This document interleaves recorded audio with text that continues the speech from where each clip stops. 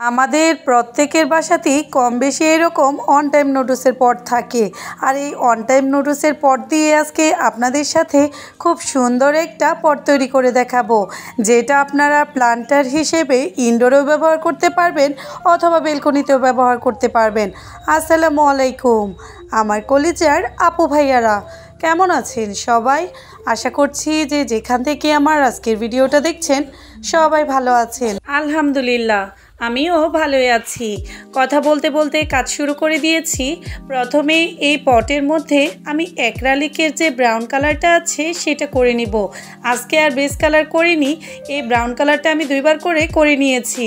এটা শুকিয়ে যাওয়ার পর আমি এটার উপরের অংশের জন্য একটা লেজের মতো তৈরি করব। আর সেই কাজটা আমি পাটের দড়ি দিয়েই করছি। একটু লক্ষ্য করলে আপনারা বুঝতে পারবেন যে এই দড়িটা দিয়ে আমি কিভাবে এই চেইনের মতো লেজটা তৈরি করছি। অনেক কাজ আছে যে বলে বোঝানো যায় না, একটু দেখলেই কিন্তু বুঝতে পারবেন। একটা গিট তৈরি করে আমি উপরের অংশটা দিয়ে নিচের দড়িটা একটু টেনে টেনে দিচ্ছি, আর এইরকম একটা বেনির মতো তৈরি হয়ে যাচ্ছে।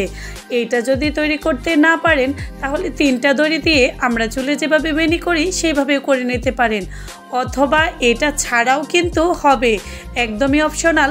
দেখার সৌন্দর্যের জন্য আমি শুধু দিব।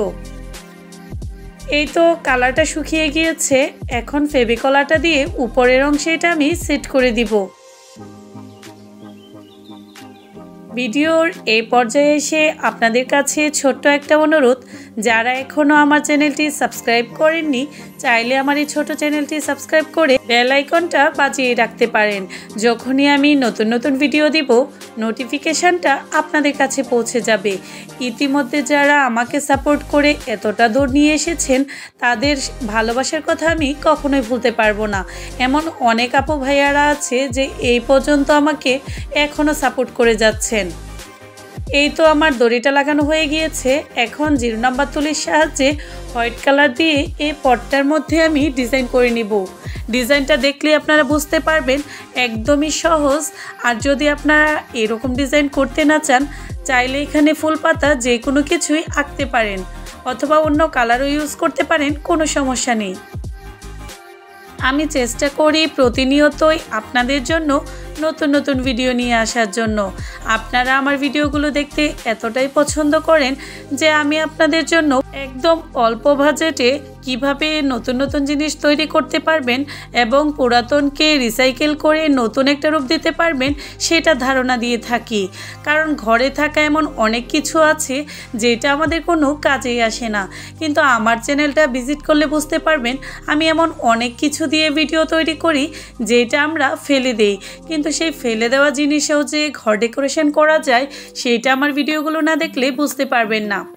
কথা বলতে বলতে কিন্তু আমি একটা একটা করে ডিজাইন করে নিচ্ছি, এক এক রকম ডিজাইন করছি। আপনারা একটু লক্ষ্য করলেই বুঝতে পারবেন।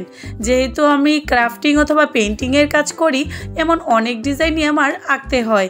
অনেকেরই ভালো লাগে আবার অনেকেরই ভালো লাগে না। আমার কাজের জন্য এমন অনেক কিছুই করতে হয় যেটা আমার আপু ভাইয়ারা অনেক পছন্দ করে। আপনারা যারা আমার এই ভিডিওগুলো দেখে কিছু অন্তত শিখতে পারেন সেটাই আমার কাজের সার্থকতা। কারণ আমি প্রফেশনালি কোনো কাজ শিখিনি, শখের বসে যেটুকু শিখেছি সেইটুকুই আমি আমার আপু ভাইয়াদের সাথে শেয়ার করি। আর আমার আপু ভাইয়ারা যে আমাকে এত সুন্দর সুন্দর কমেন্টস করে সেটা দেখেই আমি আরও নতুন নতুন কাজ করার আগ্রহ পাই।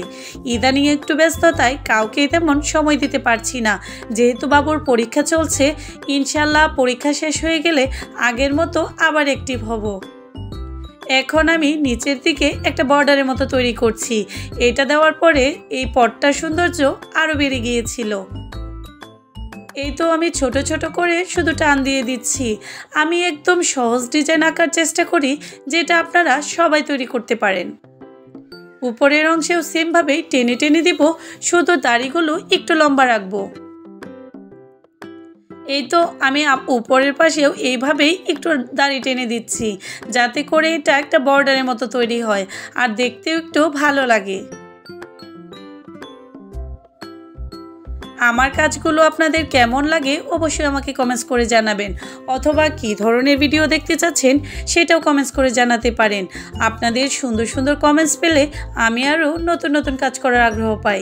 এই তো আমার কাজটা একদম কমপ্লিট। যেহেতু এটা পেন্টিং করেছি, গাছ লাগাবো, পানির সংস্পর্শে আসবেই, আর সেটার জন্য এই কালারটা টেকসই করতে হলে অবশ্যই বার্নিশ করতে হবে। আমি এখানে মারিয়াসের বার্নিশটা ইউজ করছি। আপনারা চাইলে আপনাদের পছন্দ অনুযায়ী যে কোনো বার্নিশ ইউজ করতে পারেন। বার্নিশ না ইউজ করলে এই জিনিসটা কিন্তু তাড়াতাড়ি নষ্ট হয়ে যাবে, কারণ কোনো জিনিসই কিন্তু দীর্ঘস্থায়ী নয়। যে কোনো জিনিসই একবার না একবার নষ্টই হয়ে যাবে, তাই সেটাকে যত্ন করে রাখলে অনেক দিন টেকসই হয়। এই তো পোড়াটার মধ্যে আমি বার্নিশ করে নিব।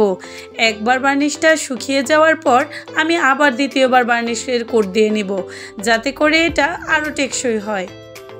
এই তো পটের মধ্যে আমি মাটি নিয়ে নিয়েছি, আর আমি এখানে দুইটা জেট প্ল্যান্টের ডাল কেটে নিয়েছিলাম। এই কাটিং দুইটাই লাগিয়ে দিব। খুব সহজেই এটা মাটির সাথে সেট হয়ে যাবে এবং নতুন পাতা গজাবে। এই তো আমি শুধু একটু চেপে বসিয়ে দিয়েছি। এখন একটু পানি দিয়ে এটা আমি বারান্দায় রাখবো। এই তো পানিটাও দেওয়া হয়ে গিয়েছে, সম্পূর্ণ কাজটা কমপ্লিট। কেমন লেগেছে সবাই কিন্তু কমেন্টস করে জানাবেন। আপনাদের সুন্দর সুন্দর কমেন্টস পড়লেও আমার খুবই ভালো লাগে। আবার নতুন কোনো ভিডিও নিয়ে খুব তাড়াতাড়ি ফিরে আসবো। সেই পর্যন্ত সবাই ভালো থাকবেন। আসসালামু আলাইকুম। আল্লাহ হাফেজ।